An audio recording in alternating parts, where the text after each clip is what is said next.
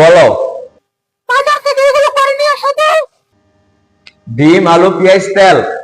পড়তে বলে না, নিয়ে আসতে বলছি। কালকে তো কতগুলো ডিম নিয়ে আসলাম, তেল নিয়ে আসলাম, পেঁয়াজ নিয়ে আসলাম, আলু নিয়ে আসলাম, এত তাড়াতাড়ি শেষ হয়ে গেল কা? না, আমি বসে টিভি চালিয়ে দিত, তাই শেষ হয়ে গেছে। আর তেল তো আমি জলের মতন খেতে, তাই ওটার আগে শেষ হয়ে গেছে। আর আলু পেঁয়াজের কথা তো পা দিয়ে দিলাম। এমন করে বলো কেন গো? তো কেমন করে বলবো? টিকটকের মতন নেজামি করে বলবো, যাতে সব বলতো লোকজন। না না, তোমার তো আবার সব বিষয়ে ঘোরা না বলে পেটের ভাত হজম হয় না। আর তোমার তো সব বিষয়ে টিপটিপি না করলে ভালো লাগে না। সে বিয়ের পর থেকে টেকে আসছে, তাহলে টিপটিপি করেই যাচ্ছে করেই যাচ্ছে।